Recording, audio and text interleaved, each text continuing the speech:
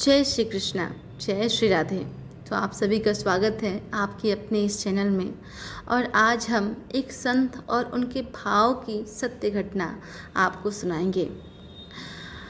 अगर कोई भी भगवान की कथा या घटना को अगर हम समझ जाएं तो बहुत कुछ है, नहीं तो बस पागलपन है, बस एक कहानी है। बात भाव की है, बात उस निर्मल मन की है, बात बुद्धि की है और बात मेरे वृंदावन की है। एक सच्ची घटना सुनिए। एक संत कवि एक बार वृंदावन गए, वहाँ कुछ दिन घूमे, फिर दर्शन किए। जब वापस लौटने का मन किया तो सोचा श्री ठाकुर जी को भोग लगाकर कुछ प्रसाद लेता चलूं। संत ने रामदाने के कुछ लड्डू खरीदे और मंदिर गए, प्रसाद चढ़ाया और आश्रम में आकर सो गए। सुबह ट्रेन पकड़नी थी, अगले दिन ट्रेन से चले। सुबह वृंदावन से चली ट्रेन को मुगल सराय स्टेशन तक आने में शाम हो गई। संत ने सोचा अभी पटना तक जाने में 3-4 घंटे और लगेंगे, भूख लग रही है। मुगल सराय में ट्रेन आधे घंटे रुकती है, चलो हाथ पैर धोकर संध्या वंदन करके कुछ खा पी लिया जाए। संत ने हाथ पैर धोया और लड्डू खाने के लिए डब्बा खोला। उन्होंने देखा लड्डू में चींटे लगे हुए थे। उन्होंने चींटे को हटाकर 1-2 लड्डू खा लिए, बाकी बचे लड्डू प्रसाद बांट दूंगा ये सोचकर छोड़ दिए। पर कहते हैं ना, न संत हृदय नवनीत समाना। बेचारे को लड्डुओं से अधिक उन चींटों की चिंता सताने लगी। सोचने लगे ये चींटे वृंदावन से इस मिठाई के डिब्बे में आ गए। बेचारे इतनी दूर तक ट्रेन में मुगल सराय तक आ गए, कितने भाग्यशाली थे, इनका जन्म वृंदावन में हुआ था।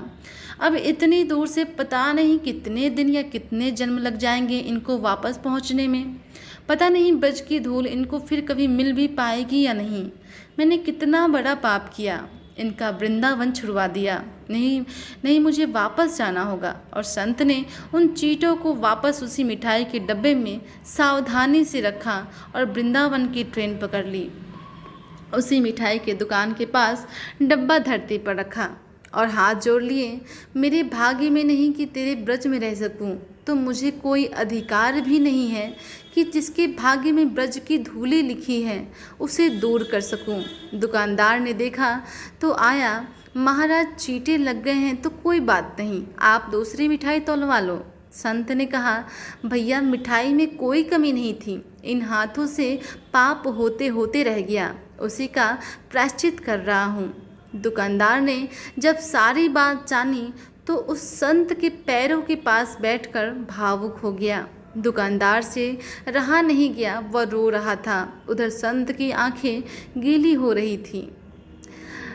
तो भक्तों, बात भाव की है, बात उस निर्मल मन की है, बात बुद्धि की है, बात मेरे वृंदावन की है, बात मेरे नटवर नागर और उनकी राजधानी की है, बात मेरे कृष्ण की है, राज राजधानी की है।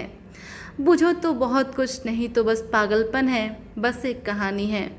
घर से जब भी बाहर जाएं तो घर में विराजमान अपने श्री ठाकुर जी से ज़रूर मिलकर जाना चाहिए।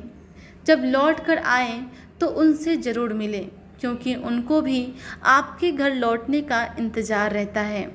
घर में यह नियम बनाएं, जब भी आप घर से बाहर निकलें तो घर में मंदिर के पास 2 घड़ी खड़े रहकर कहें, हे प्रभु चलिए, ठाकुर जी चलिए, आपको साथ में रहना है। ऐसा बोलकर ही घर से निकले, क्योंकि आप भले ही लाखों की घड़ी हाथ में क्यों न पहन लो, पर समय तो प्रभु के हाथ में है ना।